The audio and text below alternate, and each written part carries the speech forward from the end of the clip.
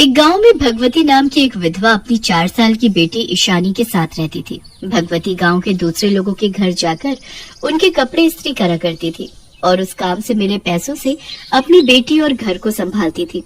एक दिन जब भगवती अपनी बेटी के साथ एक दुकान के सामने से गुजर रही थी, तभी उसकी बेटी कुछ खाने के लिए जिद करने लगती है। माँ, मुझे वो चीज चाहिए। अरे नहीं बेटा, वो अच्छी नहीं होती। नहीं मम्मी, वो अच्छी होती है, मुझे वही खाना है। नहीं बेटा, मैं तुम्हें वो नहीं दिला सकती। नहीं माँ, प्लीज मुझे वही चाहिए। आपने मुझे कभी ऐसी चीजें नहीं दिलाई, आज तो दिला दीजिए।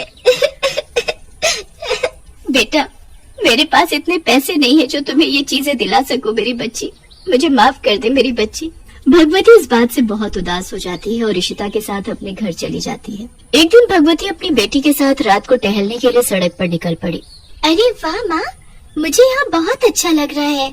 हम कितने दिनों बाद ऐसे एक साथ वक्त गुजार रहे हैं। हाँ बेटा, मुझे भी बहुत अच्छा लग रहा है यहाँ आकर, वरना तो मेरे पति के जाने के बाद जैसे मेरी सारी खुशियाँ ही चली गई हो।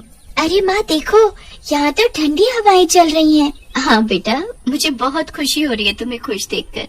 भगवती और इशिता यूं ही सड़क पर टहल ही रहे थे कि तभी पीछे से एक गाड़ी बड़ी तेजी से आती है और भगवती को टक्कर मारकर चली जाती है। भगवती जब गिरती है, उसका सिर किसी पैगी चीज से जाकर लग जाता है और जमीन पर गिरकर मर जाती है। इशिता अपनी माँ को खून से लथपथ देखकर जोर जोर से रोने लगती है, पर रात के समय वहाँ कोई नहीं होता, इसलिए वहाँ कोई उसकी मदद करने नहीं आता। भगवती मरने के बाद एक चुड़ैल बन जाती है। अरे ये क्या, मैं मर गई और चुड़ैल भी बन गई, लेकिन मैं मरी कैसे? तभी चुड़ैल देखती है कि उसकी लाश के पास एक प्रेस रखी थी। हाँ, हो ना हो मेरी मौत इसी प्रेस से ही हुई है। तभी उस चुड़ैल की नजर अपनी बेटी पर जाती है जो उसकी लाश के साथ बैठकर जोर जोर से रो रही होती है। हाय मेरी बच्ची, मेरी बच्ची, अब मेरी बच्ची का क्या होगा? उसे कौन संभालेगा? अब क्या करूं मैं? जैसे ही चुड़ैल अपनी बच्ची को अपनी गोद में लेने की कोशिश करती है तो वो उसे गोद में नहीं ले पाती, क्योंकि अब वो एक आत्मा बन चुकी है। हे भगवान, मैं तो अपनी बच्ची को गोद में भी नहीं ले सकती। अब मैं कैसे संभालूंगी अपनी बेटी को?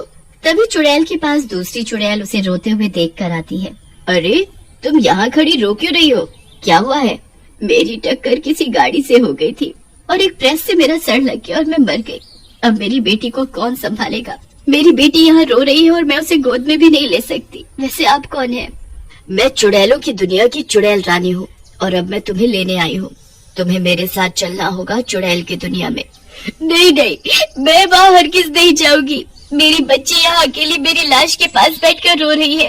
अरे उसकी पूरी जिंदगी पड़ी हुई है उसके सामने, मैं उसे कैसे पालूंगी? अरे तुम रो क्यों रही हो? तुम्हारी बात मुझे समझ आ गई है, इसीलिए मेरे पास तुम्हारे लिए एक जादुई चीज है। कैसी जादुई चीज? क्योंकि तुम्हारी मौत एक प्रेस के लगने से हुई थी, इसीलिए मैं तुम्हें एक जादुई प्रेस देती हूँ।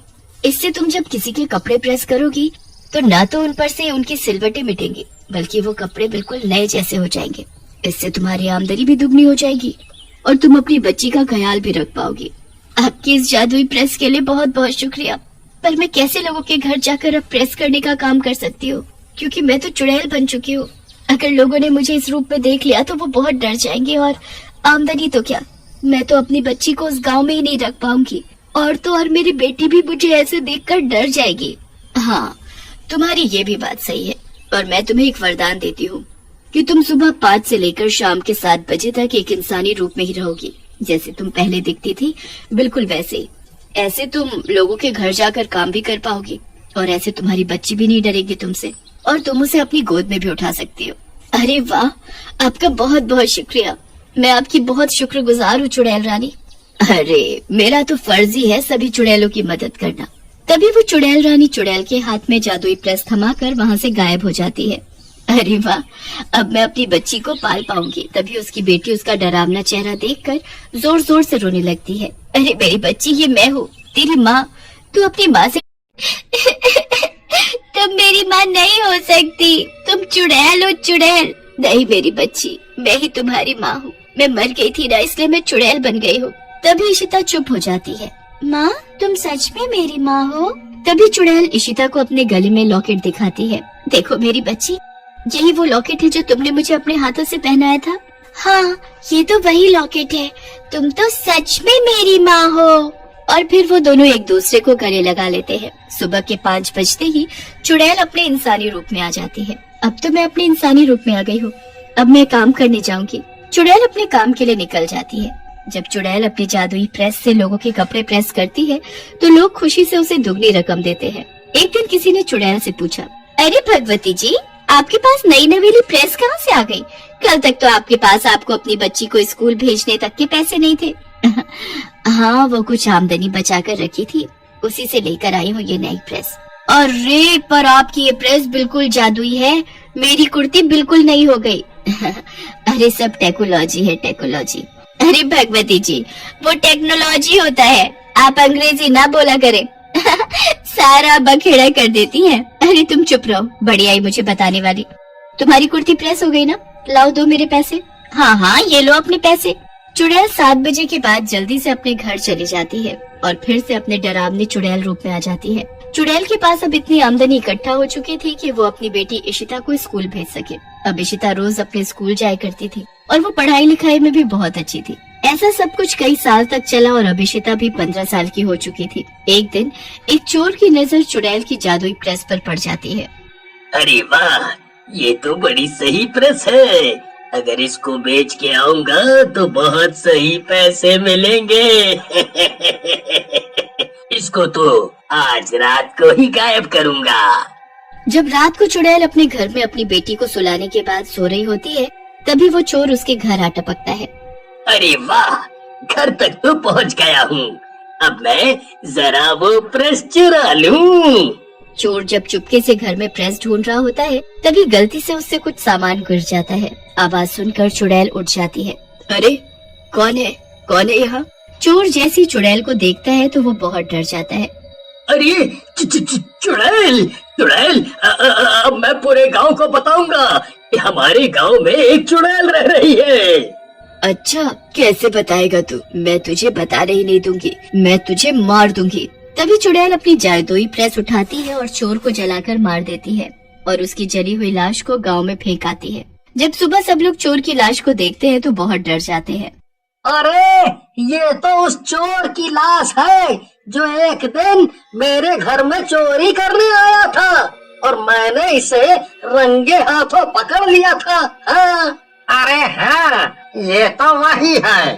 तभी किसी गांव वाले की नजर चोर की लाश पर बने हुए एक प्रेस के जले हुए निशान पर जाती है। अरे ये तो प्रेस का निशान है, यानी इसको उस इंसान ने मारा है जिसके पास प्रेस है। हमारे गांव में तो एक ही प्रेस वाली है, वो है भगवती जी। हाँ, मुझे भी यही लग रहा है। चलो सब उनके घर चलते हैं। ओहो, इस वक्त तो वो अपने काम पर होती है। हम सब शाम को ही जाते हैं। जब शाम को 7 बज जाते हैं तभी वो चुड़ैल अपने इंसानी रूप में नहीं बल्कि अपने चुड़ैल रूप में होती है। जैसे ही गाँव वाले उसको देखते हैं तो वो बहुत डर जाते हैं। नहीं नहीं गाँव वालों, मैं तुमको कुछ नुकसान नहीं पहुंचाऊंगी। अरे ये क्या, तुम भगवती जी के घर क्या कर रही हो? रुको, मैं अभी किसी तांत्रिक को बुलाता हूँ। अरे नहीं नहीं, मैं तुम लोगों को सब सच सच बताती हूँ। तुम लोग किसी तांत्रिक को मत बुलाओ, मैं भगवती ही हूँ और मुझे किसी गाड़ी ने टक्कर मार दी थी जिससे मेरा सर नीचे रखी प्रेस से जाकर लग गया और मैं मर गई। फिर मैं चुड़ैल बन गई। चुड़ैल सब कुछ गाँव वालों को बता देती है। अच्छा, तो ये बात है, फिर अब क्या होगा? अब मैं तब तक यहाँ से नहीं जाऊंगी जब तक मेरी बेटी अपने पैरों पर खड़ी नहीं हो जाती। मैं तब तक यहाँ रहकर उसे पालूंगी। गांव वालों को चुड़ैल की ये बात अच्छी लगती है और वो उसे वहीं पर रहने देते हैं। कुछ सालों बाद जैसे ही इशिता अपने पैरों पर खड़ी हो जाती है, चुड़ैल वहाँ से हमेशा हमेशा के लिए गायब हो जाती है।